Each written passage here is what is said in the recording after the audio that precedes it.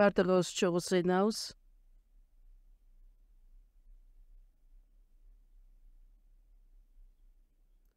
Ырайымдуу биздин Кудай Ада.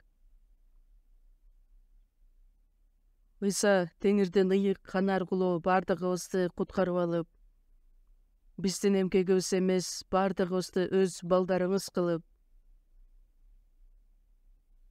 өз ырайыңыздын, сүйүүңүздүн негизинде бардыгыбызды чакырып алгандыгыңыз үчүн ыраазыбыз.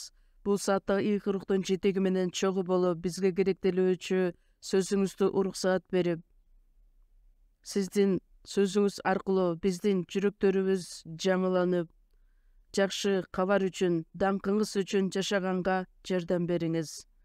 Бул бүгүнкү уга турган сөз аркылуу сиздин эркиңиз эмне экендигин туура таанып билүүбүз үчүн бизге акылмандуулукту берип, жүрөктөрүбүздү ачыңыз. Галилея лагеринде өтүп жаткан жазгы конференциядагы чогуу болуп, жаңы угуп жаткан бардык адамдарга сөзүңүз менен чогуу болуп, өзгөчө бул сөздү күбөлөндүрүп жаткан пастор Ли Иванга дагы акылмандуулукту, күч-кубатты берүүңүздү суранабыз. Катышып жаткан адамдардын бардыгы бирдей ырайымызга ээ болушун суранабыз. Дүйнө жүзү боюнча жакшы кабар сөзү тынымсыз бардык мамлекеттерге жеткирилип жаткандыгы үчүн ыраазыбыз. Ошол бир туугандардын арасынан жакшы, ишенимдүү кызматчылар пайда болуп, өзгөчө ар бир мамлекетте кызмат өтүп жаткан бардык биздин пасторлорго, насаатчыларга өз жардамыңыз менен чогуу болууңузду суранабыз. Бул саатта биз менен чогуу болоруңузду сурануу менен биздин куткаруучу Ыйса Машаяктын ысымынан сыйындык. Аминь.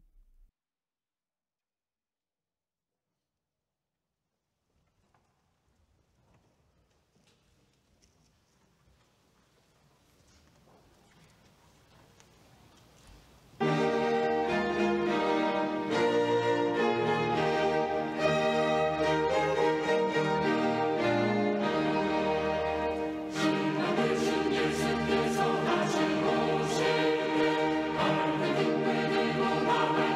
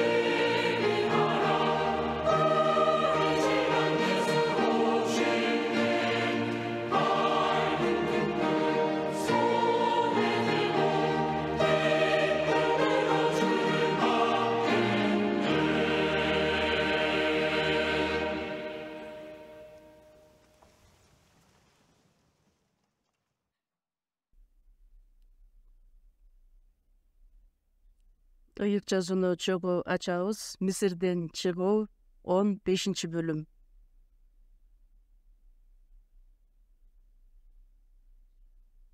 Мисирден чыгуу 15-бөлүм 22-аят.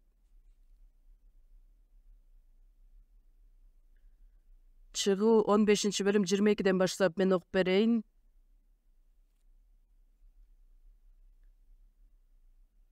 Муса Израилдыктарды Кызыл деңизден алып чыкты. Алар Шур чөлүнө келишти. Чөлдө 3 күн жол жүрүштү. Ичкенге суу таппай коюшту. Анан Марага келиштик. Бирок ал жердин суусун иче албай коюшту. Анткени ал суу ачуу болчу. Ошондуктан ал жер Мара деп аталып калган.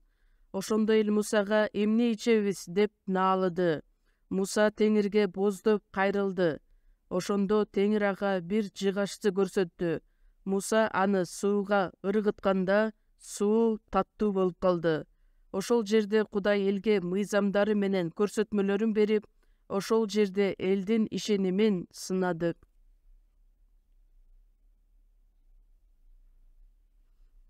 Ушуга чейин окуйбуз. Сиздер жакшы билгендей, жазгы конференция болуп аткан учуру кээ бир адамдар айтат, мурунку жекшембиге караганда баардыгы жок болуп кетиптир го.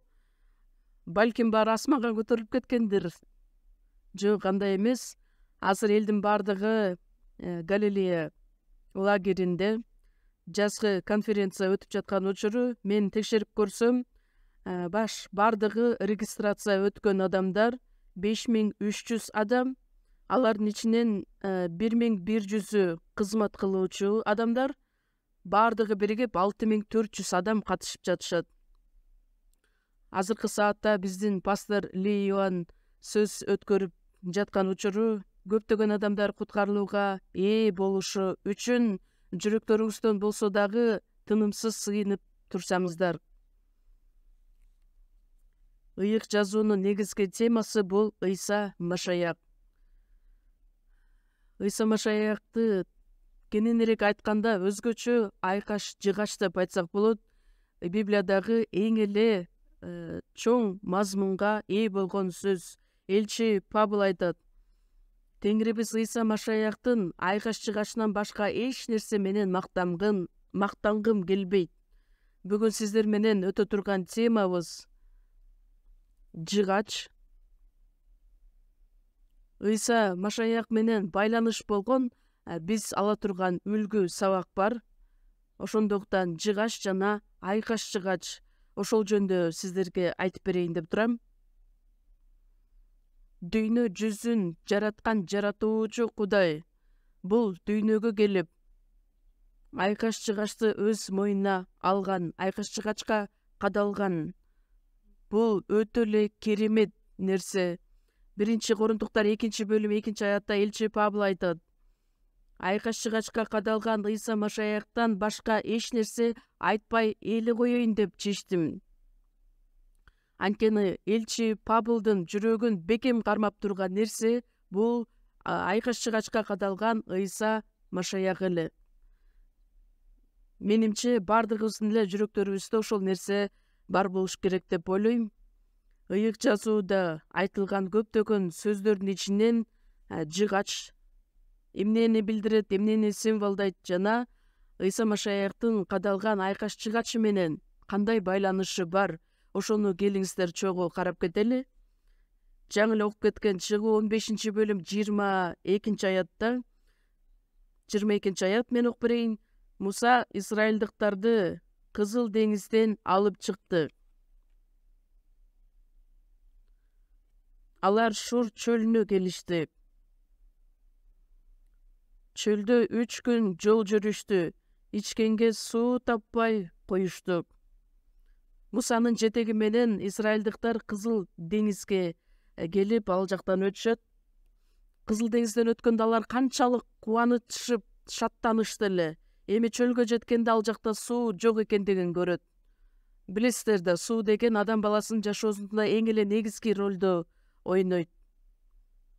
Алар суу сап турган учурда суу табылбайт. 23-аятта анан Марага келишти. Бирок ал жердин суусун иче албай коюшту, анткени ал суу ачуу болчу. Ошондуктан ал жер Мара деп аталып калган. Эми чөлдө келе жатып алар Марага келишет. Эми Израиль элдери ушунчалык сүйүнүшөт. Суу таптык деп. Суу табышты, бирок сууну иче алган жок. Эмнеге? Ал суу ачуу болгондуктан, ошондуктан ал Мара деп аталат. Мара деген сөз ачуу дегенди билдирет. 24-аят. Ошондо эл Мусага эмне ичебиз деп наалыды.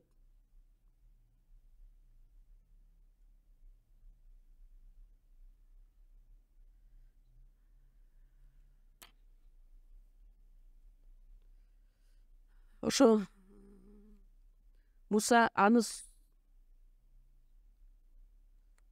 жыгачты көрсөтүп, аны сууга ыргытканда суу таттуу болуп калат. Муса Кудайга кайрылганда ал жыгачты көрсөтөт дагы сууга ыргыт дейт. Сууга жыгачты ыргытканда ошол суу таттуу болуп калат.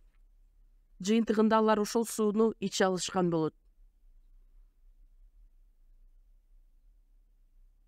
Эмне үчүн ушундай окуя ыйык жазууда жазылган деп ойлойсуздар? Руханий жашоодо бизге бул чоң сабак болот. Мара деген бул ачуу деген нерсени билдирет. Суу ушунчалык ачуу болгондуктан алар ичүүгө мүмкүн эмес болгон. Качан жыгач ошол сууга ыргытылганда гана ал суу таттуу болот. Ыйык жазууда ачуу жана таттуу жөнүндө көптөгөн нерселер, сөздөр айтылат. Ачуу менен таттуу карама каршы турган нерселер. Кайгы бул ачуу нерсени билдирет. Адам кайгыга батканда, ойго батканда, же болбосо бир чоң ооруга чалдыкканда ал жашоосу ачуу болуп сезилет. Же болбосо бирөө менен ажырашуу, коштошуу, үй бүлөбүздүн ичинен бирөөсү күтүлбөгөн жерден көз жума турган болсо, ошол туугандарына чоң эле кайгы болот. Азыркы учурда согуштар көп эле болуп атат. Согуш адамдарга трагедия болуп саналат. Ал жашоону ачуу кылат. Израиль эли Кызыл деңизден чыгышат. Жыйынтыгында сууга жетишет, бирок суу ачуу болгон элек. Кудай көрсөткөн жыгачты ыргытканда суу таттуу болуп калат. Куткарылууга чейин биздин жашообуздун образын билдирет. Андан кийин куткарылгандан кийин биздин жашообуз кандайча өзгөрүлдү, ошону чагылдырат. Куткарылганга чейин биз адам аты аркылуу төрөлгөнбүз. Адам баласы кайгы үчүн төрөлгөн. Баардык кайгыны, азапты башынан өткөрүш үчүн көптөгөн кайгыга баткан бул дүйнө. Кудай адам уулдарын өзүнүн жүрөгүнүн каалоосу боюнча жазалабайт. Өз жүрөгүнүн каалоосу боюнча кайгыга салбайт. Кайгы мен үчүн жакшы болду, анткени менин жанымды өлүм ордунан куткарып алды деген сөз айтылат. Мара ачуу деген нерсе качан жыгач сууга ыргытылганда гана суу таттуу болуп калат. Бул жыгач жөнөкөй жыгач эмес, Теңир өзү көрсөткөн жыгач. Сууга ыргытканда гана суу таттуу болуп калат. Кудай бир жыгачты көрсөткөн сыяктуудай эле кайгыга баткан бул дүйнөнүн ичинде Теңир бир даракты, бир жыгачты көрсөткөн сыяктуудай эле биз көрө турган бир жыгач бар, ал айкаш жыгач деп аталат. Эгерде айкаш жыгачты адам таанып билген болсо, адамдын жашоосу сөзсүз түрдө таттуу жашоого айланат. Ошондуктан ыйык жазууда айтылгандай, күнөөңөр кечирилиши үчүн тобо кылгыла. Анткени Кудай силерге ыйык рухту белек кылат.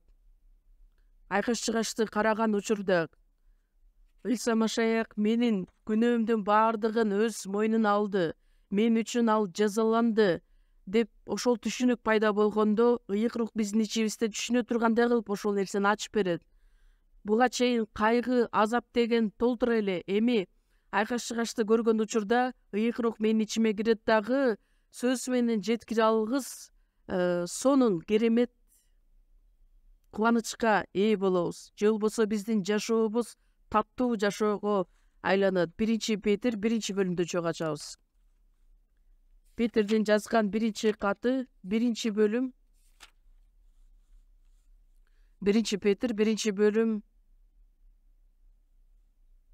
8-аят.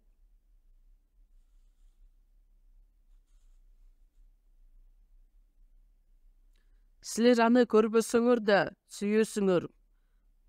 Азыр дагы көрбөй туруп ишенип, сөз менен жеткире алгыс улуу кубаныч менен кубанып жатасыңар.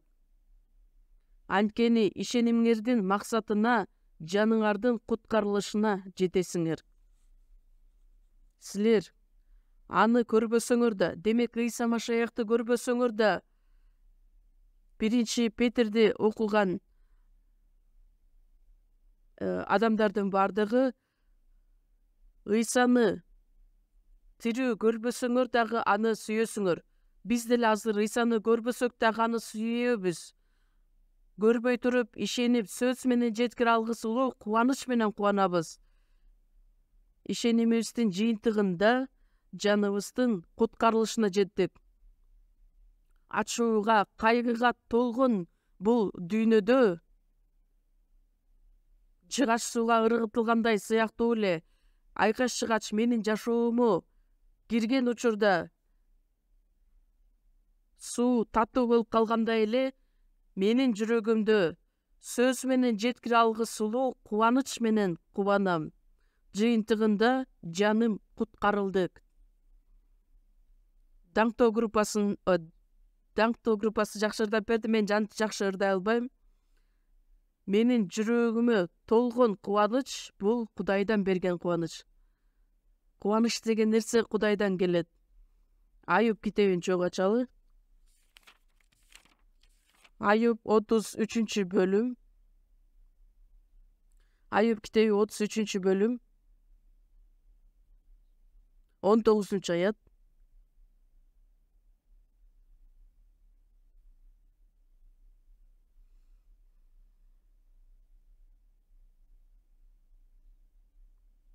Бөлүм 19-аят. Же болбосо ал оору аркылуу, сай сөөгүн сыздаткан оору аркылуу төшөктө жатып эсине келет. Анын нанга көңүлү чаппай калат. Жаны жактырган тамакты жээрип калат. Эти качат, көрүнбөгөн сөөктөрү көрүнүп, оркоюп чыгат. Анын жаны көргө, өмүрү өлүмгө жакындайт.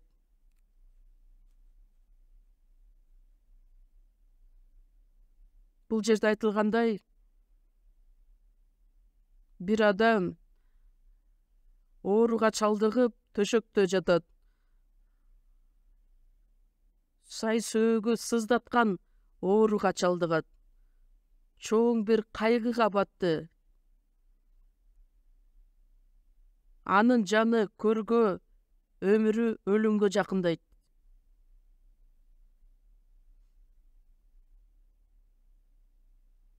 Өлүмгө жакындап бара жаткандыгын, тозокко бара жаткандыгын көрөт дагы, бул жашоонун баардыгы ага маанисиз болуп калат.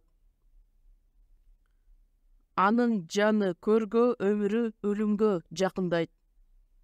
Адам өзү түбөлүк өлүмгө бара жаткандыгын түшүнөт.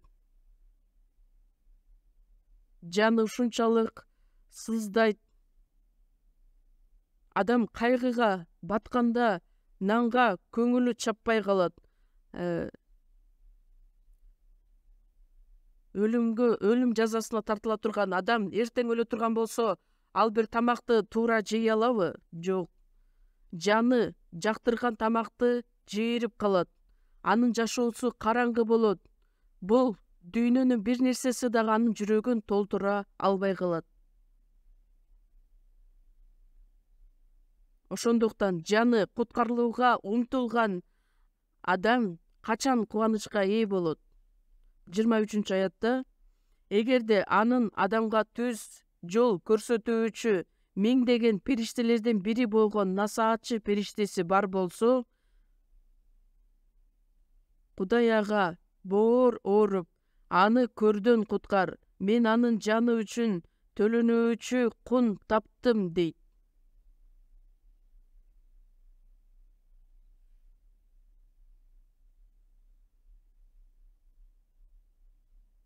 Жаны чынында эле өлүмгө жакын болгон учурда, аппетити нанга көңүлү чаппай калган учурда, ошол кайгыга баткан жанга керектүү нерсе эмне деп ойлойсуздар? Чыныгы жашоосунун маңызы эмнеде? 24-аятта насаатчы периштеси бар болсо, жаны үчүн төлөнүүчү кун төлөнгөн бул Ыйса Машаяк жөнүндө айтылат. Ыйса Машаяк менин күнөөлөрүм үчүн ал өз жанын берген, жеткилиң түрдө күнөөлөрдүн бардыгын кечирген. Ошол чындыкты түшүнгөн күндө өлүм орунан куткарылып, өмүргө ээ боло алабыз. 30-аятта анын жанын көрдөн алып калыш үчүн жана тирүүлөрдүн жарыгы менен жарык кылыш үчүн ушундай кылат. Катуу кайгы мен үчүн жакшы болду. Сен менин жанымды өлүм ордунан куткарып алдың. Менин күнөөлөрүмдүн бардыгын өзүңдүн артыңа таштадың. Адам ушул нерсени түшүнгөн күнү күтүлбөгөн жерден ачуу нерсе таттууга айланат, өзгөрөт. 12 жыл кан кетип азап чеккен аял 12 жыл бою канчалаган акчасын жумшаган, оорусунан айкысы келген, өзүнүн бүт байлыгын ошол оорудан айыгыш үчүн, андан кийин туура эмес дарыгерлерге жолуккандыгы үчүн оорусу дагы күчөй баштайт. Бирок Ыйсанын жанына келип кийимине колду тийгизгенде эле ал оорусунан айыгып кетет. Ошол аял 12 жыл бою кан кетип азап чеккен жашоосунда Ыйсаны жолуктурган учурда ошол замат канчалаган кубанычка ээ болот. Оорусу айыккан учурда ачуу нерсе, таттууга айлана турган нерсе, жол бул менин жашоомдогу Машаяктын айкаш жыгачы сөзсүз болушу керек. Накыл сөздөр 31-бөлүмдө ичкиликти өлүп бара жаткан адамга, шарапты кайгыга баткан адамга бергиле дейт.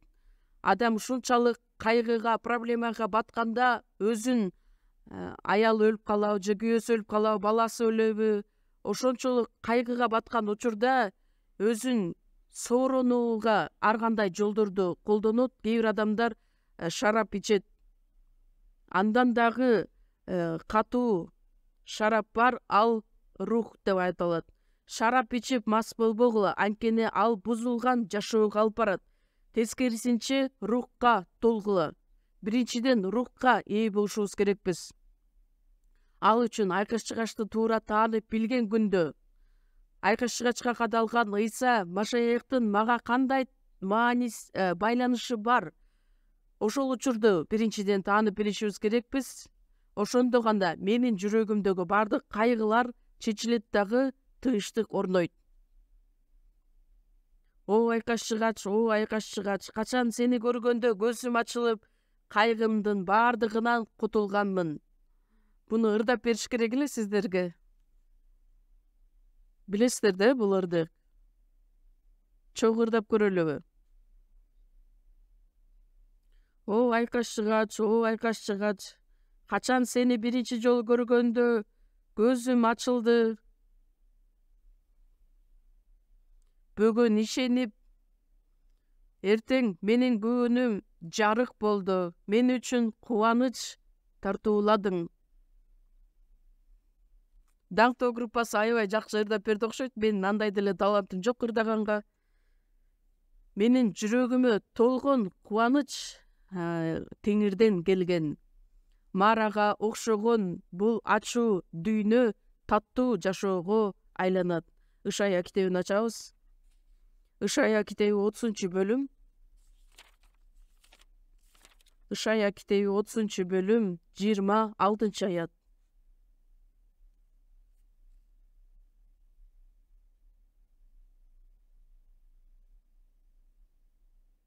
Ышая 30-бөлүм 26-аят. Теңир өз элинин жараатын таңган күнү, дартын айыктырган күнү, ай жарыгы күн жарыгындай болот. Ал эми күн жарыгы 7 жарык болот, 7 күндүн жарыгындай болот.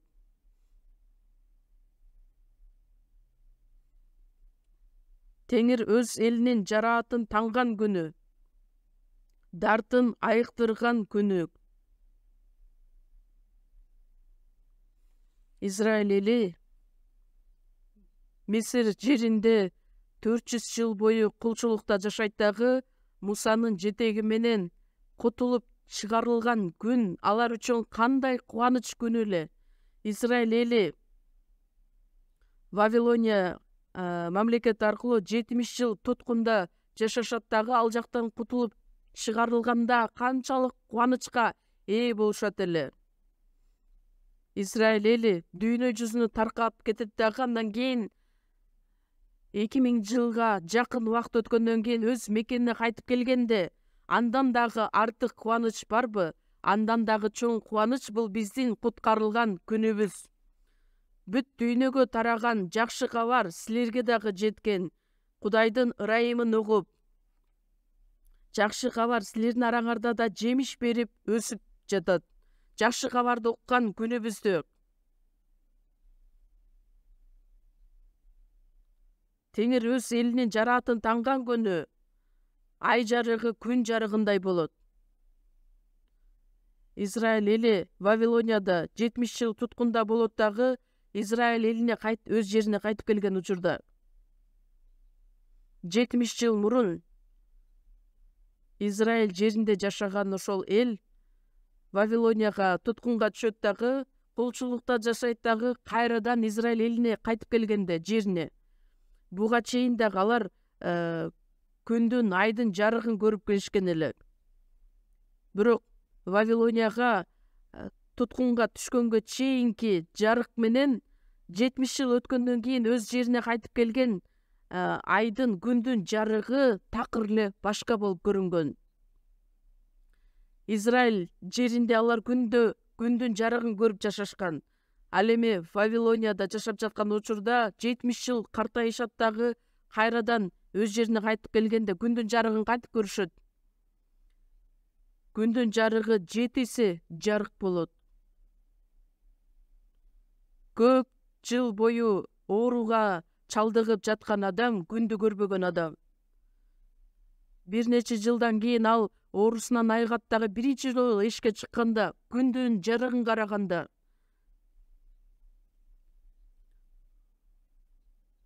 ай жарыгы күн жарыгындай болот. Ал эми күндүн жарыгы 7 жарык болот.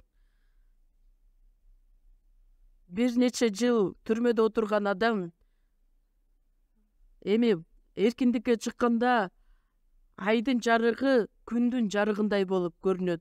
Ал эми күндүн жарыгы ал адам үчүн 7 жарык болуп көрүнөт. Күнөөгө толгон бул жашоодо жашап, андан кийин күндөрдүн биринде куткарылууга ээ болгон учурубузда биз эми айды караганда кандайча карайбыз? Айдын жарыгын, Кудайдын сүйүүсүн, Кудайдын ырайымын түшүнүп, андан кийин айдын жарыгын караганда бизге күндүн жарыгындай болуп көрүнөт. Ал эми күндүн жарыгы 7 жарык болуп көрүнөт. Куткарылганга чейин көргөн нерсебиз менен куткарылгандан кийинки караган нерсебиз өтө башка болот. Куткарылган адам кечирээк картаят окшойт. Анткени мен өзүмдүн классташтарымды карасам, мага караганда аябай эле картайып калышыптыр. Анын эмне үчүн деп ойлонуп көрдүм. Анткени машаякчылар ушунчалык ыраазычылык билдирип жашашат. Анткени ыраазычылык билдирген адамдардын организмде эндорфин деп аталган гормон көбүрөөк иштетилип чыгарылат.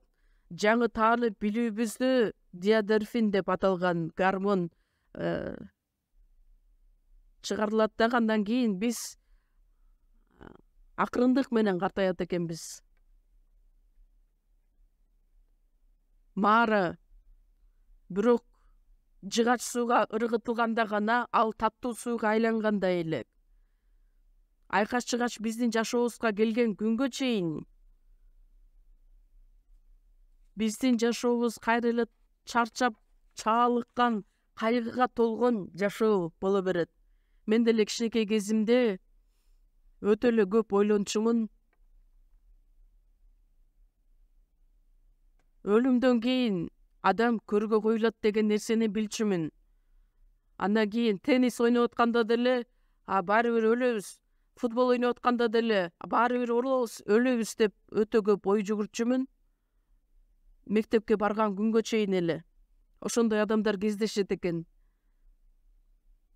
Мен эмне үчүн мындай кылышым керек деген ойлор көп болчу. Андан кийин бир проблема аягына чейин чечилбегендиктен, бирок качан мен куткарылууга ээ болгон күндө мен кылган иштеримдин баардыгы ал жашоонун маңызы эмне экендигин түшүнө баштадым. Анткени адамдардын баардыгы эле түшүнүшөт, биздин жашоо өлүм менен бүтөт деп. Куткарылбаган адам эч бир жашоосунун негизги маңызын таап ала албайт. Эрнест Хемингуэй деп автордун китебин окуп көрдүңүздөр болуш керек. Киносу дагы бар. Абышка жана деңиз деп аталат.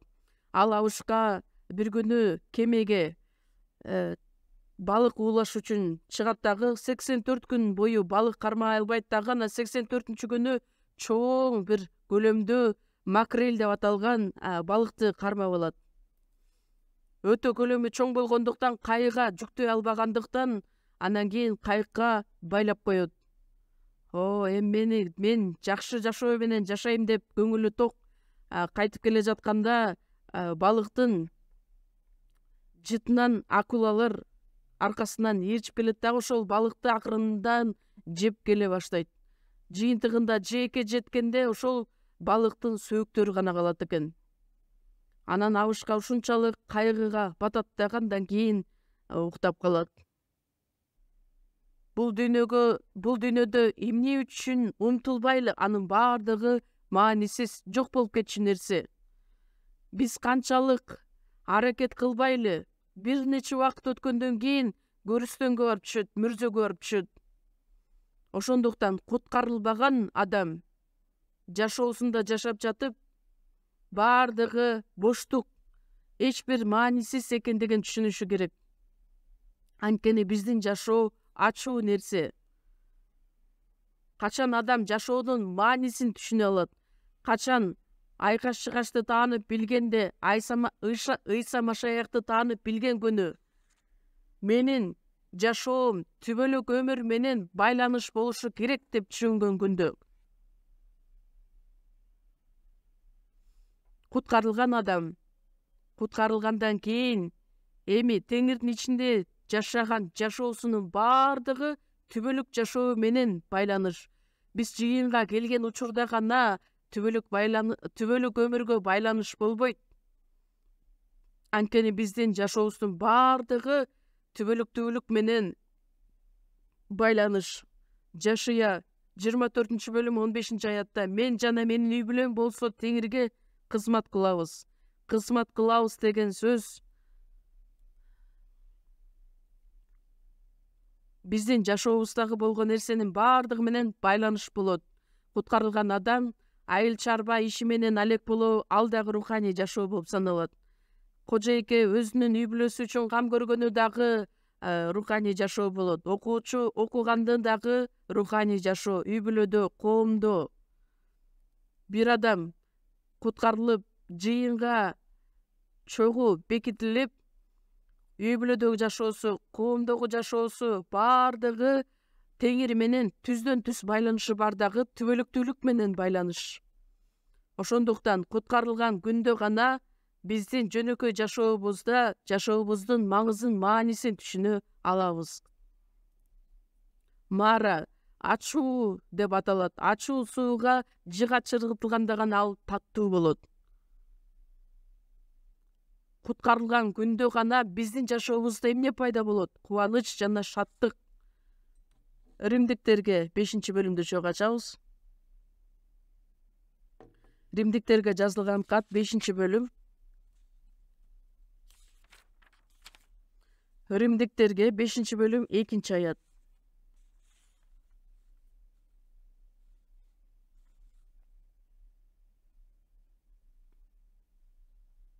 Бешинчи бөлүм 2-аят. Ыйсага ишенүү аркылуу бизге бул ырайымга жол ачылды. Ошол ырайымга бөлөнүп, Кудайдын даңкына үмүттөнүү менен мактанып жатабыз. Римдиктерге 5-бөлүмдө мактанабыз деген сөз 3 жолу кайталанып айтылат. Ишеним аркылуу ырайымга жол ачылды. Айкаш жыгач аркылуу ырайымына ээ болгон адам Кудайдын даңкына үмүттөнүү менен мактана алат. Куткарылган адам Кудайдын даңкына толгон асман падышачылыкка бара ала турган адам болот. Кудайдын даңкына ээ боло турган мүмкүнчүлүккө ээ болгон адам. Биздин денебиз дагы даңктуу денеге өзгөрүлөт деген үмүтү бар адам. Биз ырайымга ээ болгондуктан Кудайдын даңкына ээ болуп мактана алабыз, кубана алабыз. Кудайдын даңкына толгон жашоого биз барабыз. Андан сырткары адам атада жашап жүрүп, Ыйса Машаяктын ичине кирип, Ыйса Машаяктын ичинде жашагандыгыбыз үчүн мактанып кубана алабыз. 11-аят. Муну менен гана эмес, бизди Кудай менен элдештирген Теңирибиз Ыйса Машаяк аркылуу Кудайдын өзү менен да мактанабыз. Биз сиздер менен Кудайдын ичинде болгондуктан Машаяк аркылуу Кудайдын өзү менен мактанабыз. 3-аятта айтылат: бул нерсе менен гана эмес, кайгылар менен да мактанып жатабыз. Анткени биз кайгы аркылуу чыдамкайлык аркылуу тажрыйбалуулук аркылуу үмүт келерин билебиз. Бул нерсе менен гана эмес, кайгылар менен да мактана алабыз. Эмне үчүн кайгыда мактана алабыз? Анткени кайгы менен эле бүтүп калбастан, кайгы өзү менен эмне алып келет? Бизге чыдамкайлуулукту үйрөтөт.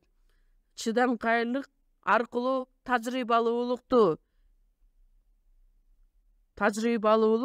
үмүт алып келерин билебиз. Куткарылган адамдарга кайгы деген нерсени жөнөткөндө, ошол кайгы аркылуу биз чыдамдуу адамдардан боло алабыз. Чыдамкайлыкты башыбыздан жакшы өткөргөн болсок, анда биздин мүнөзүбүз дагы өзгөрүлөт дагы, кошундунун баардыгы ажыратылат дагы, таза алтын болот. Кайгыда дагы биз мактана алабыз. Эмне үчүн? Анткени биз Кудайдан үмүттөнгөн адамдарбыз. Кудайдын ичинде жашагандыктан Кудайдын өзү менен мактана алабыз. Куткаруучу Кудайды таанып билгендиктен биз жүрөктөрүбүз менен кубана ала турган адамдарбыз. Эмне үчүн айкаш жыгач? Жыгач сууга ыргытылгандай эле, эмне үчүн айкаш жыгач менин жашоомдо пайда болгон учурда жашоом таттуу жашоого айланат? Анткени айкаш жыгач бул сүйүү дегенди билдирет. Кудай сүйүү. Бул сөздү биз көп эле угуп келебиз. Бирок айкаш жыгачты таанып билген күнгө чейин Кудай сүйүү экендигин адам өзү түшүнө албайт. Айкаш жыгачты таанып билгенде, Кудай деген сүйүү турбайбы деп чынында түшүнө алат. сүйүүдөн таттуу нерсе жок экен деп, адамдын жанына ушунчалык таттуу болуп сезилген нерсе бул сүйүү. Анткени биз күнөөкөр болгон кезибизде эле Машаяк күнөөкөрлөр биз үчүн өлдү. Жыйынтыгында бизге болгон сүйүүсүн далилдеди. Сүйүүсүн далилдеш үчүн айкаш-чыгачта өлдү. Кудай сүйүү болгондуктан куткарылган адам бейиш бул сүйүүнүн падышачылыгы экендигин адам түшүнө алат. Кудай сүйүү деген нерсеге ишенген адам өзүнүн жашоосунда болгон суроолордун баардыгына жооп ала алат. Кудай сүйүү, айкаш-чыгачты таанып билген күндө эмне үчүн адамды Кудай жаратты, ошону бир заматта эле түшүнө алат. Кудай сүйүү болгондуктан өзүнө түгөй катары бизди жаратты деген нерсени дагы түшүнө алат. Сенин жаратканың сенин күйөөң деген сөздү дагы түшүнө алат. Кудай сүйүү болгондуктан эмнени түшүнө алат?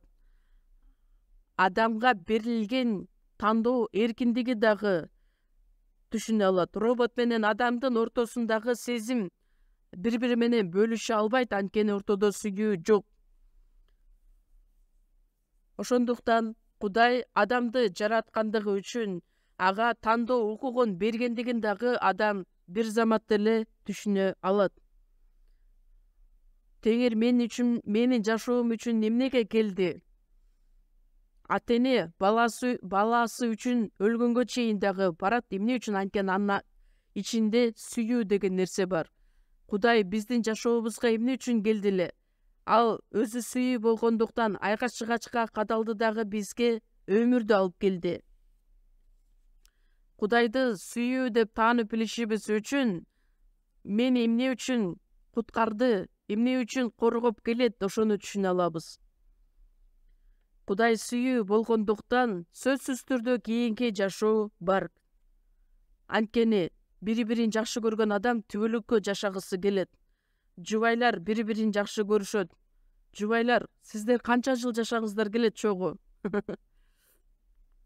Кээ бир адамдарга өтө эле татаал суроо болушу мүмкүн. Сиздер ушунчалык бири-бириңиздерди сүйгөн үй бүлө боло турган болсоңуздар, канча жыл жашагыңыздар келет? 1000 жыл, 10 000 жыл эмес, түбөлүк жашагыңыздар келет. Кудай сүйүү болгондуктан адамды жараткан учурда сүйүү дайыма талап кылган нерсе бул түбөлүктүүлүктү талап кылат. Кудай сүйүү болгондуктан сөзсүз түрдө түбөлүк жашоо бар.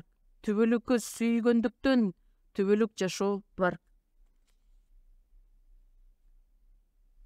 Куткарылуудан кийинки жашоо. Израиль эли Мисир жергесинен чыккандан кийин 3 күн жол басышты, бирок суу тапкан жок. Эми мына сууга жеттик дегенде суу ачуу суу болот. Куткарылгандан кийин биздин руханий жашообузда дагы өтө эле катаал ситуациялар болушу мүмкүн, кайгы келиши мүмкүн. Куткарылгандан кийин деле ар кандай көйгөйлөр жаралышы мүмкүн. Куткарылгандан кийин баардыгы эле идеалдуу түрдө өзгөрүп кетет деген кепилдик жок. Бизге дагы оор нерсе, кайгы, кыйынчылык келиши мүмкүн. Ошол учурда ачуу сууга жыгачты ыргытканда ал таттуу сууга айланат. Ошондой сыяктуу эле биздин руханий жашообузда ар кандай кыйынчылыктар, кайгы пайда болгон күндө дагы Кудайга карата наалып, акарат келтиргендин ордуна айкаш-чыгачты карап, ошол айкаш-чыгач аркылуу проблеманы чечип ала турган болсок, анда бизде тынчтык, кубаныч пайда болот. Айкаш-чыгач куткарылган учурда гана керек эмес, руханий жашообузда үзгүлтүксүз биз муктаж болгон нерсе бул айкаш-чыгач. Мисалы, мен күнөөгө баткан болсом, шайтан бизди карай атака кылат. Сага окшогон адам кантип руханий жашоо менен жашамак эле, сен күнөө кетирдиң, ана күнөө кетирип кантип мындан нары жашайм деп ойлоп атасың? Сен Кудайдын баласы болуп туруп кантип мындай күнөө кетиресиң? Ошол учурда биз тараптан кандай иш болушу керек? Сууга жыгач ыргытылгандай эле биз кайрадан айкаш-чыгачты карап, ооба, менин теңирим мага окшогон адам үчүн айкаш-чыгачта кадалып өз жанын берип кайрадан тирилген, мага өмүр тартуулаган. Кээ бир адам менин жакын досум деп элестеткен, бирок ал мени таштап кетиши дагы мүмкүн.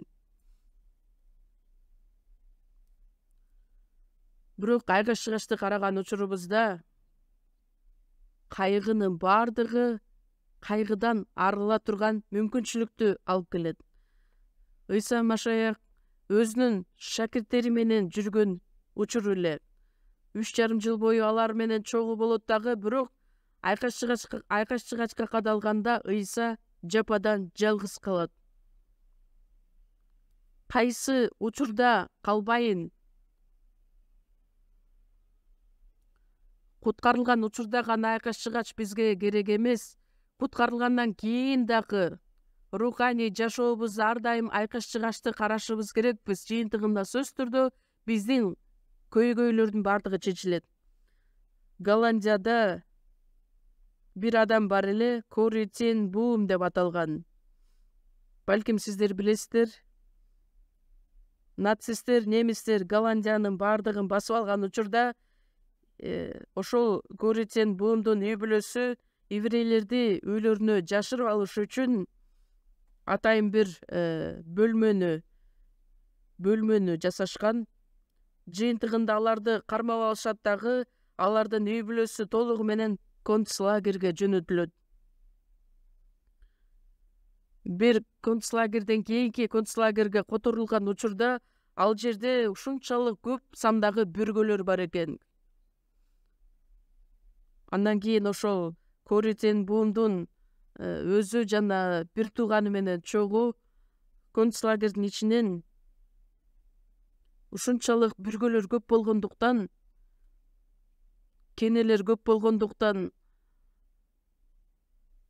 ушунчалык билесиздерби кыйналат, денесин бардыгы кытышатындай жөргөлөп жүрөт.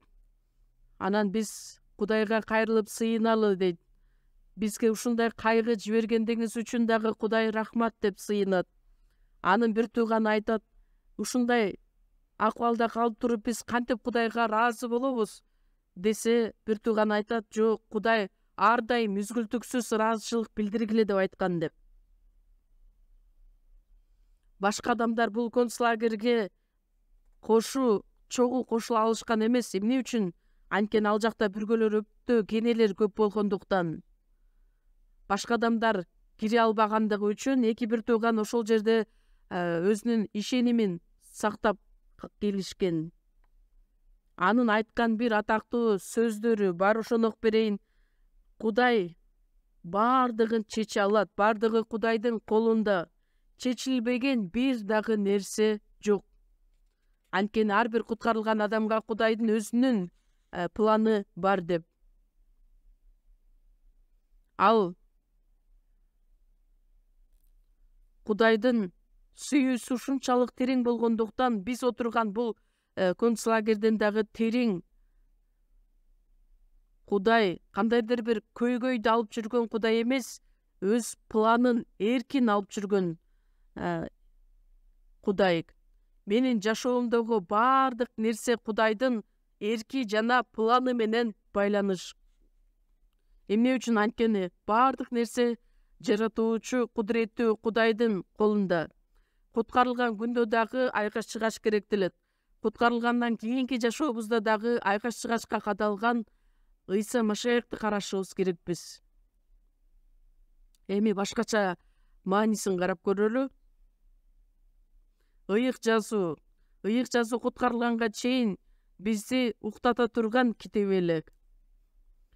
Эч бир кызыгы жок. Ошол эле учурда куткарылганга чейин бул китеп биз үчүн ушунчалык коркунучтун кириби катары кабыл алганбыз. Ыйса Машаях тозок жөнүндө өтө көп сөз айткан эле, олуттуу түрдө. Бирок айкаш-чыгашты таанып билгенге чейин ыйык жазууну окуган күндө деле түшүнбөйбүз, маанисиз, кызыксыз, коркунучтуу китеп болот. Бирок күндөрдүн биринде айкаш-чыгаштан кадалган Ыйса Машаякты таанып билдик. Ошол заматта биздин окуган китебибиз таттуу сөзгө айланат. Анан ошол адам сөздү үйрөнгөн сайын анын сөз уккан сөздөрдүн баардыгы балдай таттуу катары сезилет. Забур китеби 118-бөлүм. Забур 118-бөлүм 103-аят. Забур 118-бөлүм 103-аят чогуу койлу: Сенин сөздөрүң менин таңдайымда кандай таттуу, алар менин оозумда балдан да таттуу. Сенин сөздөрүң таңдайымда кандай таттуу, алар менин оозумда балдан да таттуу. 1983-жылы 25-сентябрда кечки саат 4-тө мен куткарылганмын. Жекшемби күнү дагы эртең менен барып сөз укканмын. Ошол учурда Ливан пастордун сөзү өтө бат эле. Азыр бир аз акырындап сүйлөп калды. Ошол учурда мен студент болчумун. Канчалык уккан күндө дагы түшүнгөн эмесмин. Эмне үчүн пастор мынча көп сүйлөп жатат деп эле суроо пайда болчу. Бирок ошол жылы 83-жылы 25-сентябрда мен куткарылган учурда кийинки күнү сөз укканда кулагыма ушунчалык сонун угула баштады. Сөздөрдүн баардыгы узак эмес, кыска сөздөр болуп мага сезиле баштады. Уккан сөздөрүмдүн баардыгы түшүнүп, ушунчалык таттуу сөз экен деген өзүм түшүнө баштадым. Бир заматта эле. Жакан 1-бөлүм 29-аят. Бул Кудайдын курмандык козусу, ал дүйнөнүн күнөөсүн өз мойнуна алат деген сөз аркылуу жогорудан төрөлгөнмүн. Ошол учурдан тарта бул китеп мен үчүн сонун керемет китеп болуп өзгөрүлдү. Ошондуктан биздин жашообузда айкаш-чыгач канчалык маанилүү экендигин билишибиз керекпиз. Ыйык жазуу ачуу китептен таттуу китепке өзгөрүлдү. Мартин Лютер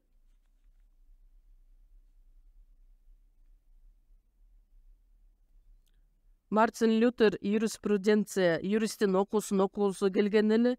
Мансвелл шаарында университетке бара жаткан учурда асмандан чагылган түшөт дагы так анын жанына. Бирок ал тирүү калат. Ошондо Лютер мен монах болуп чыгам деп өзүнө сөз берет. Жыйынтыгында ал көптөгөн окуйт, монастырга барат, чиркөөдө кызмат кылат. Анан өзүнүн күнөөсүнөн арылгысы келет, бирок жүрөгүн өйкөгөн бир нерсе бар эле. Кудайдын адилеттүүлүгү деген сөз эле. Анткени Кудай ал соттоочу Кудай, жазалоочу Кудай деп гана билип келген. Күнөөдөн арылайын деп көптөгөн аракеттерди кылган, бирок эч нерсе кыла алган эмес. Бирок ыйык жазууну изилдеп отуруп, жакшы кабарда Кудайдын адилеттиги ишеним аркылуу ачылып, ишенимге жеткирет. Адил адам ишеним менен тирүү болот деген сөздү түшүнгөн. Кудайдын адилеттигин дайыма коркунучтуу Кудай катары гана түшүнүп келген. Бирок Кудай адамдар үчүн эмне иш аткарды, ошону түшүнгөн. Жакшы кабарда Кудайдын адилеттиги ишеним аркылуу ачылган. Адам баласынын колунан келбегендиктен Кудай четкилиң түрдө адам үчүн аткарган иши бул Кудайдын адилеттиги деп эсептелет. Ошол түшүнүктүү түшүнгөн заматта асман падышачылыгынын эшиги ал үчүн ачылат деп айтат. Кудайдын адилеттиги жакшы кабарда ачылат экен. Жакшы кабар деген эмне? Адамдын колунан келбеген, мүмкүн эмес болгон нерсени Кудай өзү аткарып берген. Күтүлбөгөн жерден ыйык жазуу таттуу китепке өзгөрүлөт. Куткарылбаган адам үчүн ыйык жазуу эч бир кызыгы жок китепкана катары көрсөтүлөт. Жакшы кабарды таанып билген адам ыйык жазуу ал үчүн таттуу бал сыяктуу түшүндүрүлөт. Ыйык жазууда бардыгы жазылгандыктан адам баласынын бардык суроолоруна жооп ушул жакта жазылат. Үй бүлөлүк жашоодогу бардык жооптор, суроолорго жооптор, руханий жашоо, бул жашоо бардыгы бири-бирине дал келгендиктен суроолордун бардыгына жооп ала турган, көрсөтө ала турган китеп. Жакшы кабарды таанып билген адам Кудайдын сөзү сөйгөн адам болот. 118 Забур 97 бөлүм 97 аят. 118 Забур 97 аят.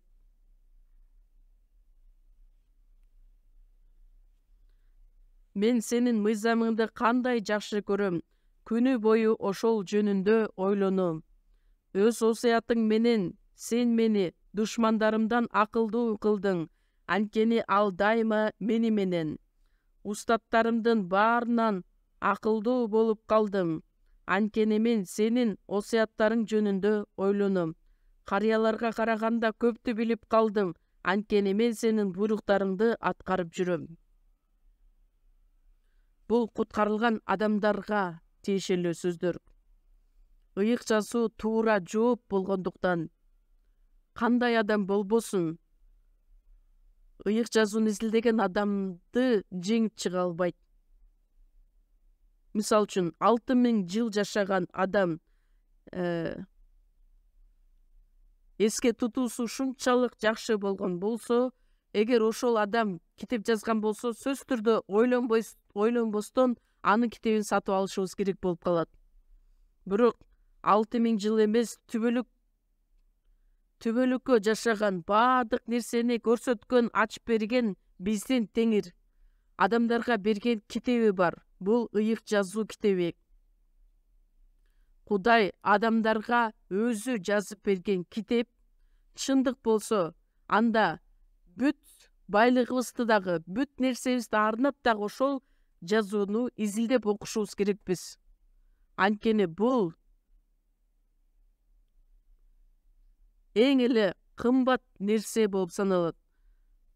Эгерде биз өзүбүздүн убактыбызды ошол нерсеге жумшап, жыйынтыгында сөздү таанып биле турган болсок, анда акылмандуулукка дагы үйрөнөбүз. 165 аятты жок окуйбуз. Сенин мыйзамыңды сүйгөндөрдүн тынчтыгы зор, аларга бөгөт жок.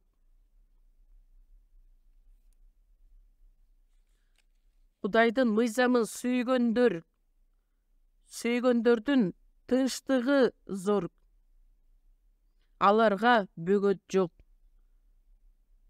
Эмне үчүн адам баласы жашап жаткан учурда тоскоолдуктар жок болот? Тоскоолдуктар болот, бирок тоскоолдук катары ал сезбейт, анткени сөз аркылуу чечиле тургандыгына ишеними бар болгондуктан, аны жеңип чыга ала турган күчү бар болгондуктан. Биз азыркы доордо көрө турган нерсе өтө көп болгондуктан ыйык жазууну адамдар карай беришпейт, окушпайт. Биз жашообузду, убактыбызды жазуу үчүн арнабагандыктан окуй албайбыз. Кайраттуулук менен күч кубатка толуп жашай алабыз.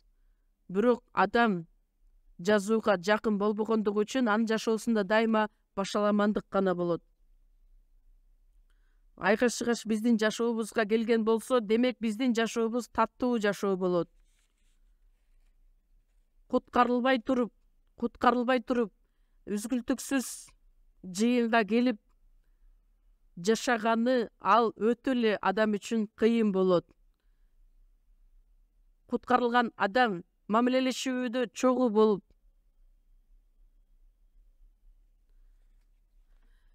куткарылбаган адам жыйынга келип сөз угуп, сөз үйрөнүп, мамилелешүүдө чогуу болсо, ал адам үчүн баардыгы ачуу гана болот.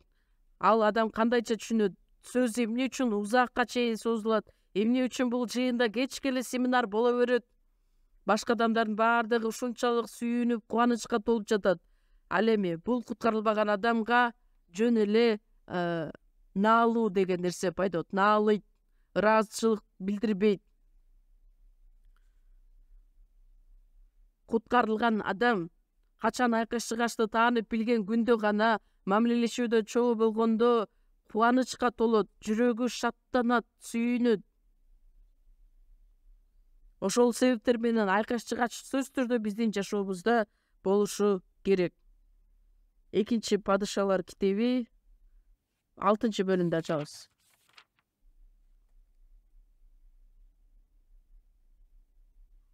Экинчи Падышалар 6-бөлүм 1-аят.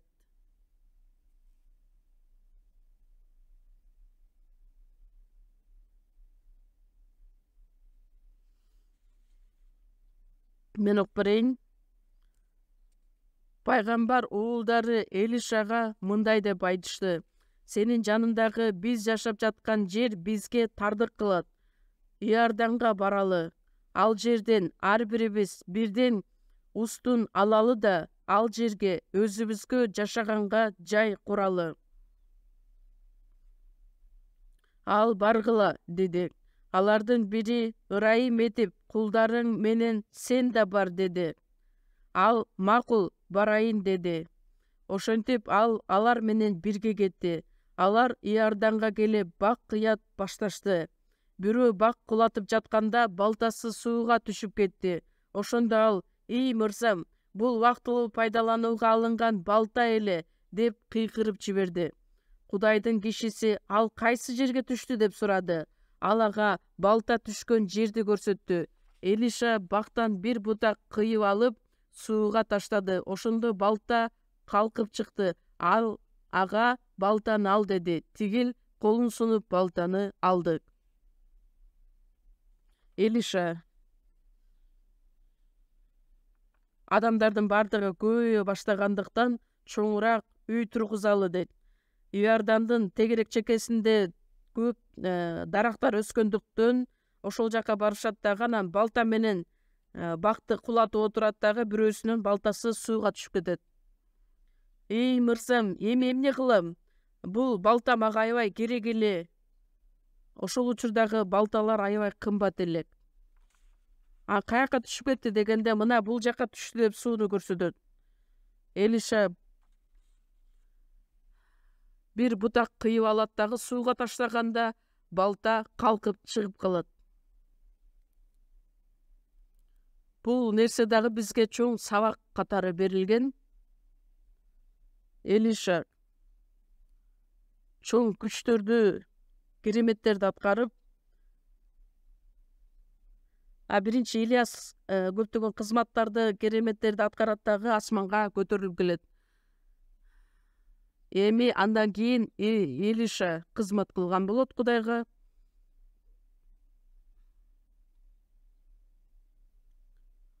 Ильяс асманга көтөрүлүп, Элиша кызмат кылгандыгы бул эмнени билдирет?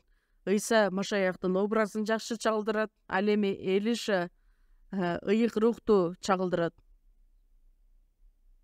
Элиша элдер үчүн үй тургузганга жардам берген сыяктуудай эле, ыйык рух жыйындын ичинде куткарылган адамдар жашай тургандай кылып өз жардамын көрсөтөт.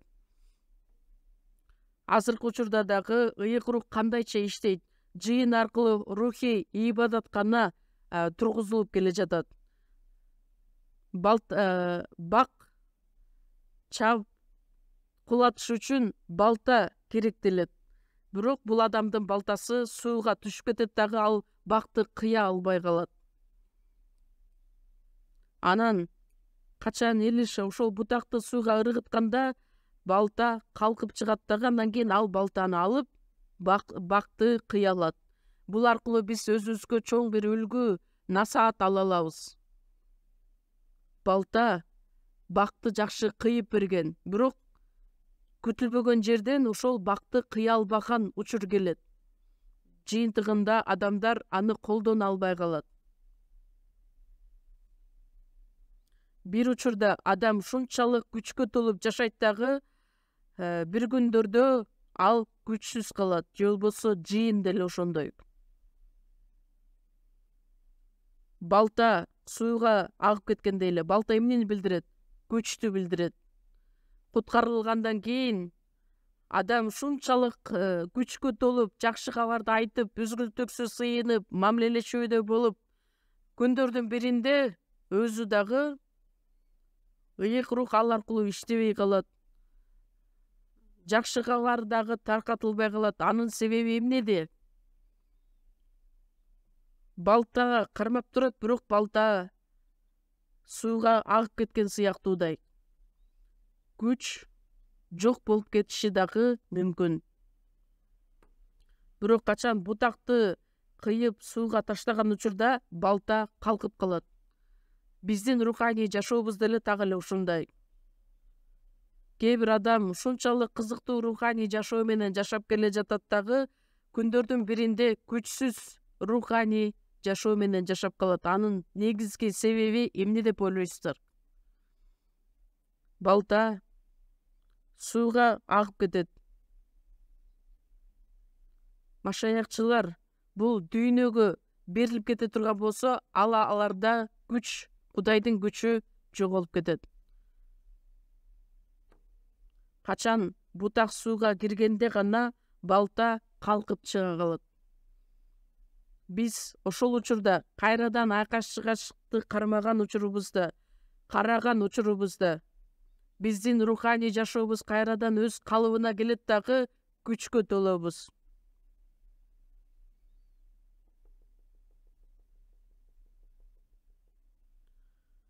Моралдык жактан эмес, Шотландияда теолог жана пастор Томас Чалмерс деп аталган адам бар эле. Куткарылганга чейин ал ушунчалык көптөгөн насааттарды, адеп ахлактык насааттарды өтө көп айткан.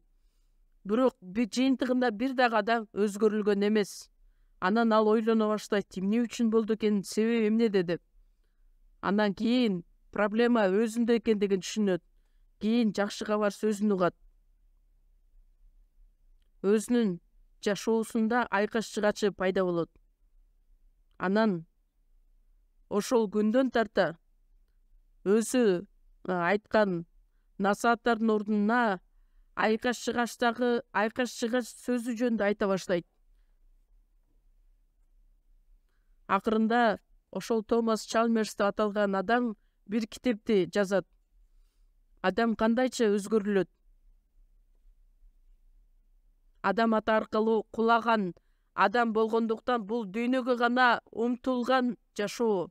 Бирок аны кубалап чыга турган бир дагы нерсе жок.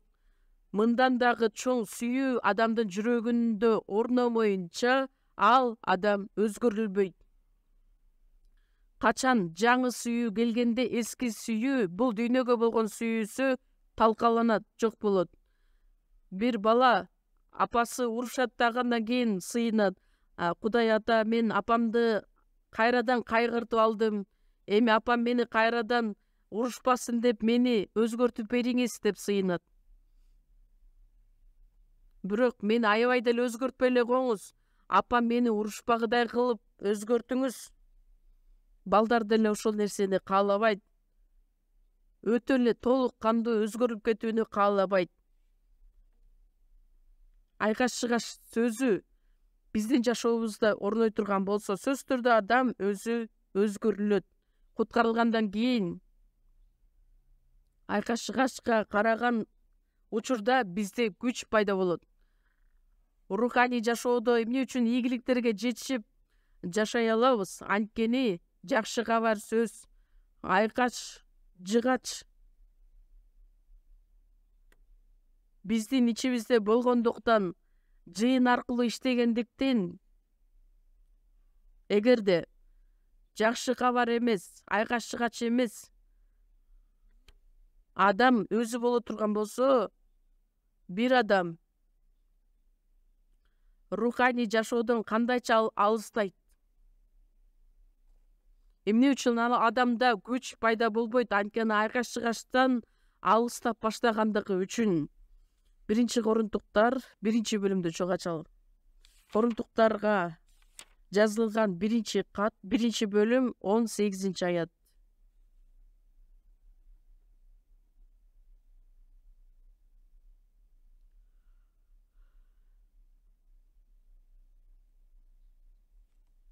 Себеби айкаш жыгач жөнүндөгү сөз өлүмгө бара жаткандар үчүн акылсыздык, ал эми куткарыла турган биз үчүн Кудайдын күчү.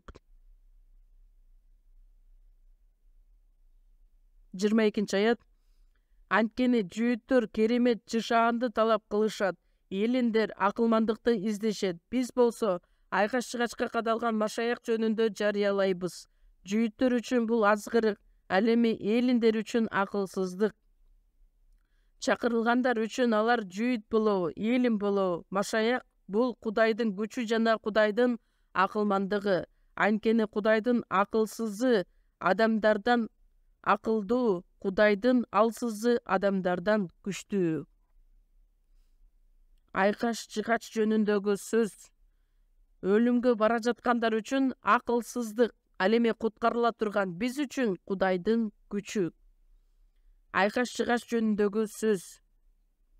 Айкаш жыгач айта турган сөз бар. Айкаш жыгачты карасак, эмнени көрөбүз? Силер жакшы иш менен бейишке барабыз деген ойдон алыс болгула. Жакшы иштер менен бейишке бара турган болсок, эмне үчүн мен айкаш жыгачка кадалмак элем деп айтып берип жаткан сөз. Айкаш жыгач бизге эмне деген сөздү айтат? Мен силерди сүйөм.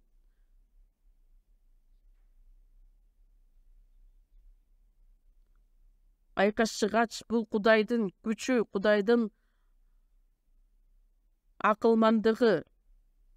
Эмне биздин күнөөбүздү арылта алат? Бир гана Ыйса Машаяктын төккөн каны аркылуу гана күнөөдөн арыла алабыз. Ал эми айкаш жыгач менин күнөөлөрүмдүн баардыгы кун төлөнүп куткарылды деген сөздү айтып жатат. Кудайдын улуу каны, сен күнөө кылба, күнөө кылсаң тозокко барасың деп айткан жок. Айкаш жыгач сенин күнөөлөрүңдүн баардыгы кечирилди, түбөлүккө кечирилди деген нерсени күбөлөндүрүп келет. Ошондойбу? Анткени Ыйса Машаяк мен үчүн ушунчалык катуу азапка баргандыктан, жазалангандыктан, жашоодо ар кандай кыйынчылык, азап, кайгы болсо дагы айкаш жыгачты караган күнүбүздө Ыйса мага караганда мындан дагы өтө татаал кайгыга, жазага тартылгандыгын биз биле алабыз. Айкаш жыгач өтө эле чоң күчкө ээ. Биз элестете алгыс күчкө ээ. Айкаш жыгач адамды өзгөртө ала турган башкача күчкө ээ. Жакшы кабарды батыраак көп уга турган болсок, ошол жакшы кабар сөз бизди, адамдарды өзгөртөт. Кудайды сүйө ала турган жүрөк пайда болот. Жыйынды сүйө ала турган, бир туугандарды сүйө ала турган, жакындарды сүйө ала турган каалоо пайда болот. Анткени айкаш жыгач бардык адамдарды бириктире ала турган күчкө ээ. Айкаш жыгач адамдарга үмүттү алып келе турган нерсе. Анткени айкаш жыгач адамдык сүйүү эмес, Кудайдын сүйүүсүн чагылдырат. Айкаш жыгачты карай турган болсок, мен мактана турган бул айкаш жыгач жана Ыйса Машаяк. Ошол эле жак 1-Корунтуктар 1-бөлүм 30-аят. 30-аятты окуйбуз. Ал аркылуу силер Машаяк Ыйсанын ичиндесиңер. Машаяк биз үчүн Кудайдан келген акылмандуулук, адилеттик, ыйыктык жана куткарылуу болуп калды. Ошондуктан ыйык жазууда жазылгандай, мактанган адам теңир менен мактансын. Биз акылмандуулукка ээ эмеспиз, бирок Машаяк биздин акылмандуулугубуз болуп калды, биздин адилеттигибиз болду. Биз үчүн Ыйса Машаяк аркылуу биз ыйыкталдык. Ыйса Машаяк экинчи жолу бул дүйнөгө келгенде биздин денебизге чейин бардыгы өзгөрүлөт. Ошондуктан мактанган адам теңир менен мактансын. Эмне деп мактанат? Теңир менен мактанышы керек. Айкаш-чыгач адамды момун кылат. Кээ бир адам ушунчалык текебер адам эле. Айкаш-чыгачты түшүнгөн күндө ал момун адам болуп өзгөрүлүп калат. Анткени айкаш-чыгач адамды бактылуу адам кылат. Текебер адамдын жүрөгүндө бакыт, кубаныч жок. Ал эми айкаш-чыгач адамды момун, жөнөкөй кылып өзгөртөт. Бир окуяны окуп берейин сиздерге.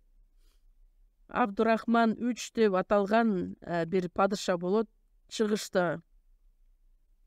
Сарациндерде падышачылык кылган. 49 жыл бою ошол падышачылыкта башкарып келет. Ал адам 891-жылдан 962-жылга чейин жашаган болот. Ада көптөгөн армиясы болот, күчтүү деңиз флоту дагы бар болот. Ал империядагы эң эле сулуу деп аталган 6300 аялды өзүнө аял кылып алат дагы. Жыйынтыгында 618 балалуу болот. Бардык нерсе менен ырахат алган падыша элек. Ал эмне деп сөз калтырган? 49 жыл бою башкарып келдим, бирок 49 жылдын ичинен бир нече күн, башкача айтканда 14 күн гана кубандым. 14 күн гана кубанычка толду. Куткарылган биз 14 күн гана кубана алабызбы же куткарылган күндөн тарта бүгүнкү күнгө чейин кубанып келебизби? Куткарылган адам гана чыныгы бакыт эмне экендигин түшүнө алат.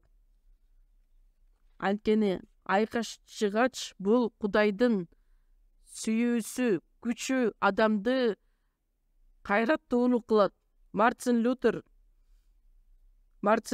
куткарылгандан кийин китептерди чыгарып баштайт.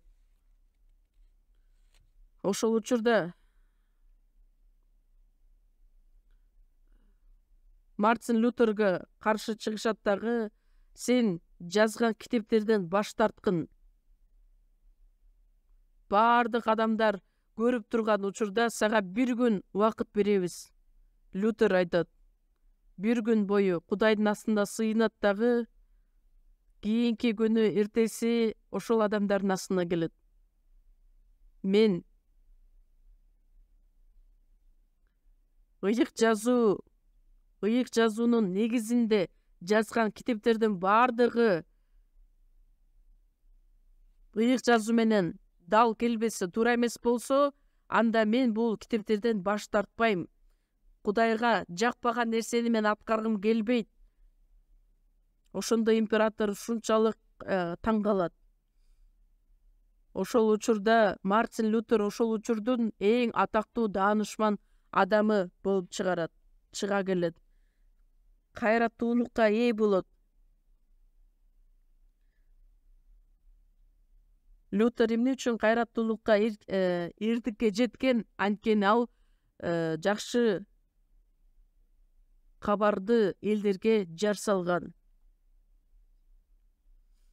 Джон Натс деп аталган адам бар эле.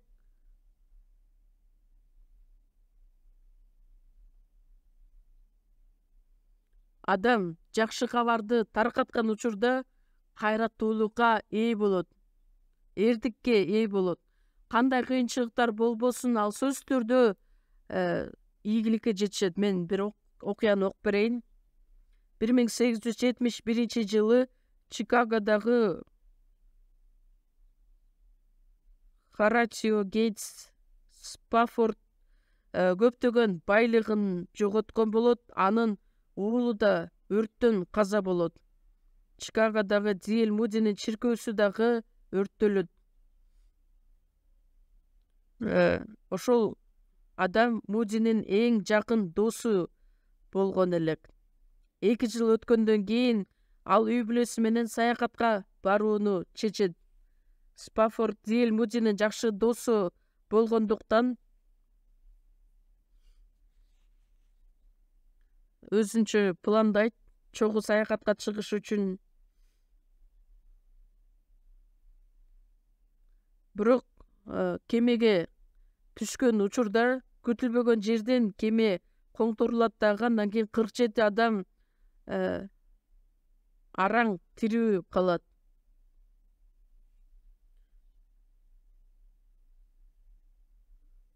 Кеме коңторулуп кеткендиктен көптөгөн адамдар каза болушат дагы. Алардын ичинен 260 адам каза болот дагы, 47 адам гана тирүү калат. 261 адамдын ичинен ал адамдын кызы өлгөн эле. Аялы Англияга жетет дагы, информацияны өзүнүн күйөөсүнө жиберет. Өзүнүн аялы гана тирүү калгандыгын угат дагы.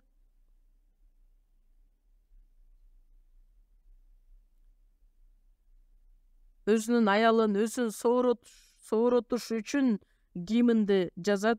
Кайгыга батсам да жүрөгүмдө тынчтык бар. Эмне үчүн кайгы болсо дагы менин жүрөгүмдө тынчтык болуп жатат?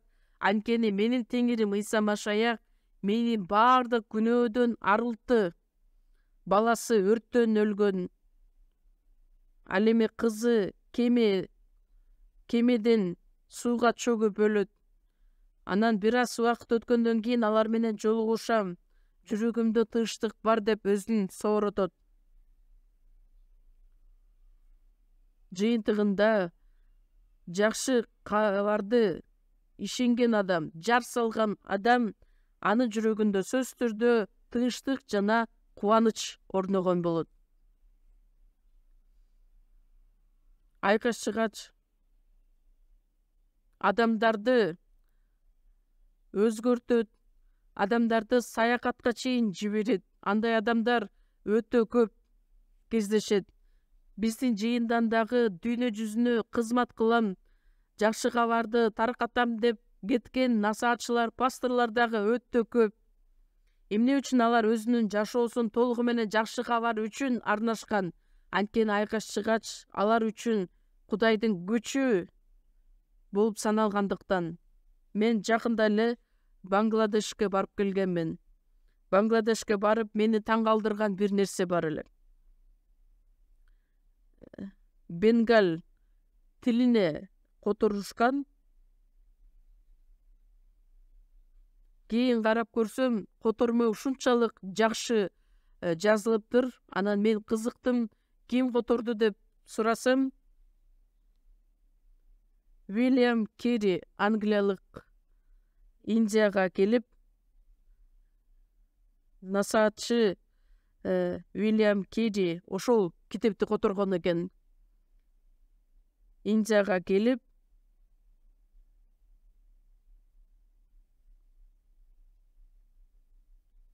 кырк 44 тилге которот экен. Ошолордун ичинен бенгал тилине которулган китеп. Ошону көрүп отуруп, бир алыс саякатка өлгөнгө чейин барып, ошол китепти которуп, анан бүгүнкү күндө көптөгөн адамдар ошол ыйык жазууну өзүнүн тилинде окуп келгендиги дагы чоң кызматы болуп саналат. Джон Весли Эмне үчүн ал алыскы жерлерге чейин барып, жакшы кабар жөнүндөгү жар салды эле?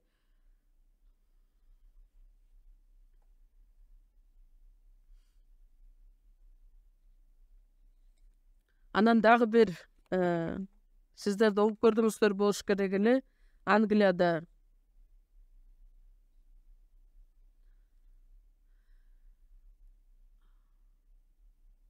адам жегиштер жерине барып ушунчалык жакшы кабарды жеткиргиси келген эле. Көптөгөн адамдар келип анын сөзүн угуп тобо кылышат, куткарылышат. Жыйынтыгында ал насаатчыны 1901-жылы кармап жеп коюшат. Ыйса Машаяк үчүн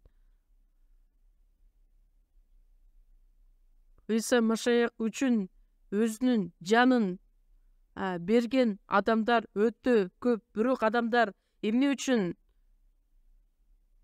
өлгөнгө чейин барып өздөрүнүн өмүрүн аябастан элдерге жар салып келишет? Айкаш-чыгашты таанып билгендиги үчүн. Римге барсак, катакомбалар жайгашкан. Катакомба деген үңкүрлөрдө ишенген адамдар өзүнүн ишенимин сактап жашап келишкен. Дубалдарда эң эле көп тартылган сүрөт бул кайтаруучу жана караңгыда жашап келсе дагы алардын үмүтү бар эле. Эмне үчүн? Айкаш-чыгач үңкүрдө жашаса дагы, караңгыда жашаса дагы ал адамдарга үмүттү тартуулаган айкаш-чыгач эле. Айкаш-чыгач бул керемет күчкө ээ.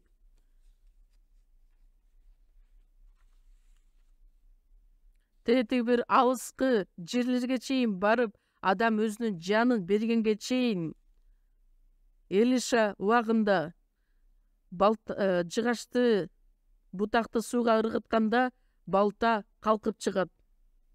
Бир адам дагы айкаш-чыгачты караган учурунда сөзсүз түрдө күчкө ээ болот. Анткени айкаш-чыгач аркылуу Ыйса Машаяк мен үчүн өлдү.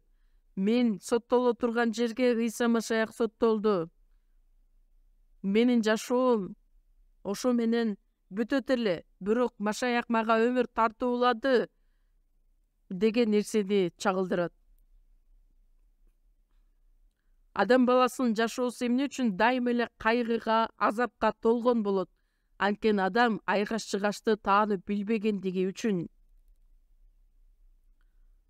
Ыйса Машаяк мен үчүн өлгөндүктөн эми мен өз айкаш-чыгачымды алып, Ыйсанын артынан ээрчишим керек. Ошол адам гана кайраттуулукка ээ болуп, күч-кубатка толуп жашай алат. Эмне үчүн адамдар алсыз жашайт? Анткени алар айкаш-чыгачты албагандыгы үчүн. Лука жазган жакшы кабар 9-бөлүмдү ачабыз. Лука жазган жакшы кабар 9-бөлүм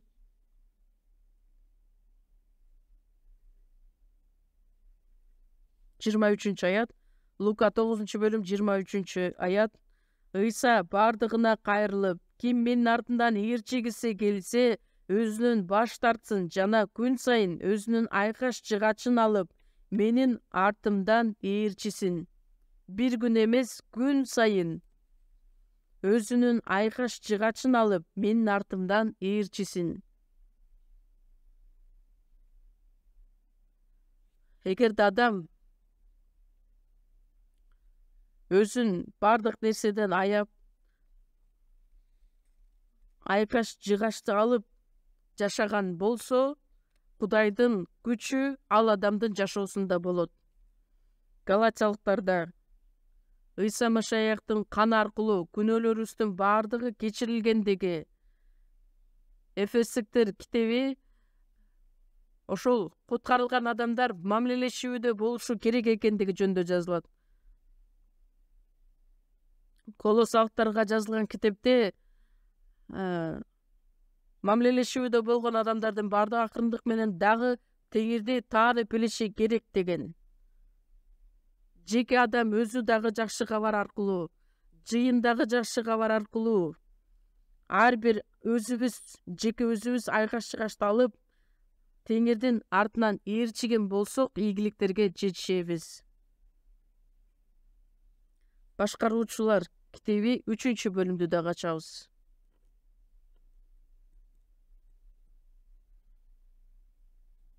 Башкаруучулар 3-бөлүм 31-аят.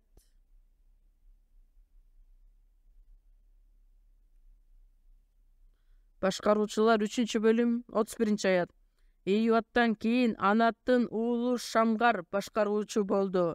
Ал өгүз айдаган уштуу таяк менен пелиштиктердин 600 кишисин өлтүрдү. Ал да ысрайылдыктарды куткарып калган. Анаттын уулу Шамгар өгүз айдаган уштуу таяк менен 600 кишини өлтүрөт. Жөнөкөй эле таяк, иш бир күчкө ээ эмес, кылыч менен эмес, жөн эле уштуу таяк менен 600 кишини өлтүрөт. Бул дагы бизге бир сабакты үйрөтөт. Насаат пелиштиктердин душмандары бар эле. Ошол 600 кишини ал таяк менен өлтүрөт. Биздин дагы душманыбыз бар. Биздин душманыбызды биз эмне менен өлтүрө алабыз? Биринчиден, ал душман менин өзүмдүн денем. Уштуу таяк менен өзүнүн душмандарын өлтүргөн сыяктуудай эле мен күн сайын өлүмгө баш байлап жатам. Бизге дагы ар кандай азгыруулар болушу мүмкүн. Биз эмне менен жеңе алабыз? Айкаш жыгаштын жардамы менен. Мисирден чыгуу 7-бөлүмдү дагы ачабыз. Мисирден чыгуу 7-бөлүм.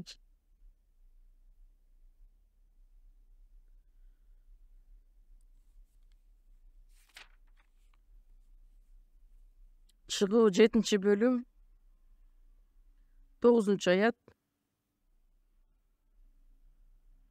Эгерде фараон силерге керемет көрсөткүлө десе, сен Аарунга таягыңды алып фараондун алдына ташта деп айт. Ал жыланга айланат. Муса менен Аарун фараонго келип, теңир буйругандай кылышты.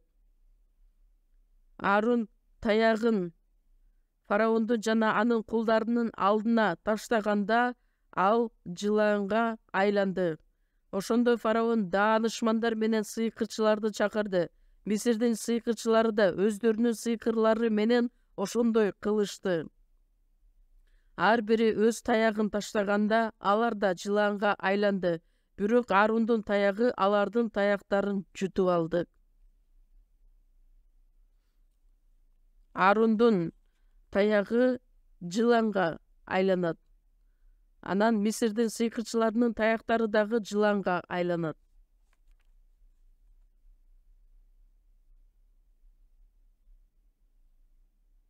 Мындай жыланга окшогон таяк сыяктуу эле. Анан Мусанын Аарундун таягы башка таяктарын жутуп алат. Шайтан бул, кечиресиздер, жылан шайтанды символдойт. Шайтан ушунчалык акылдуу болот. Биз кандайча шайтанды жеңип чыга алабыз? Аарундун таягы алардын таяктарын жутуп алган сыяктуудай эле, биз айкаш жыгачтын жардамы менен жеңүүгө мүмкүндүккө ээ болобуз. Аян китеби 12-бөлүмдө козунун каны менен өздөрүнүн күбөлөндүрүүсү менен жеңишти. Биз сөз менен жеңе алабыз. Шайтан эмнени жаман көрөт? Бул жерде эмне эле кечке кан жөнүндө айта беришет. Ыйса Машаяктын төккөн каны, ошол кан адамдын күнөөсүн арылтты. Ыйса Машаяктын каны айкаш чыгач, ошону шайтан жактырбайт. Биз шайтанды кандайча жеңе алабыз? Бул таяк жыландарды жутуп алган сыяктуудай эле.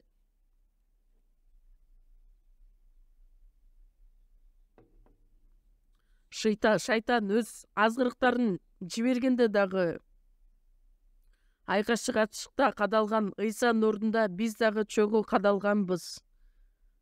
Чогуу өлгөнбүз. Дагы бир жерде ача кетели. Сандар 17-бөлүм. Сандар 17-бөлүм 8-аят.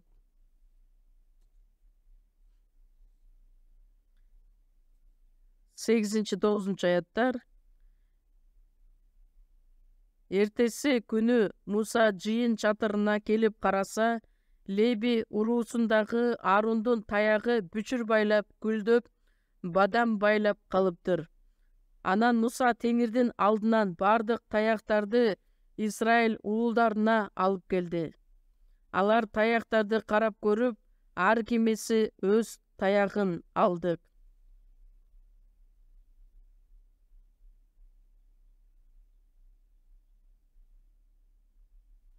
Бул жерде айтылат, 12 уруунун өкүлдөрү 12 таякты алып келишет дагы, бир гана Леби уруусундагы Аарондун таягы бүчүр байлаган болот. Бүчүр байлап, гүлдөп, бадам байлап калыптыр.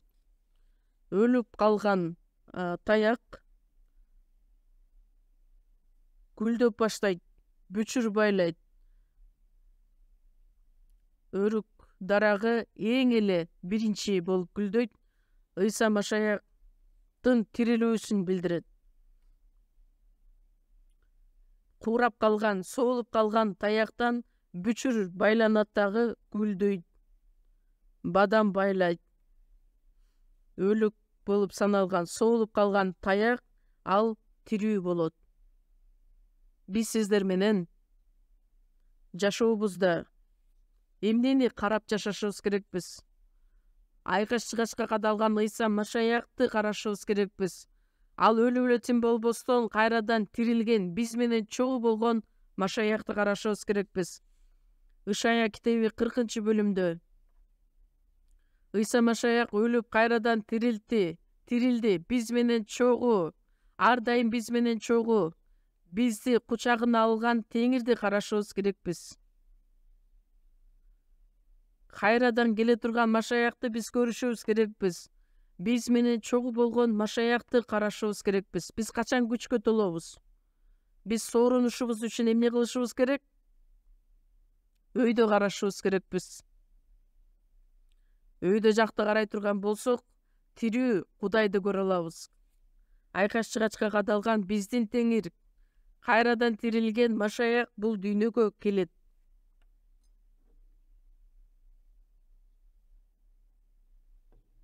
Ыйса Машаяк ал тирилген, биз менен чогуу. Ошондуктан Теңирден үмүттөнгөндөр кайрадан күчкө толушат. Бүркүттөрдөй болуп канаттарын жаят дагы чуркашат. Бүркүттөр дагы өтө көп түрлөрү бар. Теңирден үмүттөнгөндөр кайрадан күчкө толушат, бүркүттөрдөй болуп асманга көтөрүлүшөт. Машаякты караган адам күчкө ээ болот. Кайрадан келе турган Ыйса Машаяктын алдында аткара турган ишибиз эмне? Айкаш-чыгачка кадалган Машаякты карашыбыз керекпиз.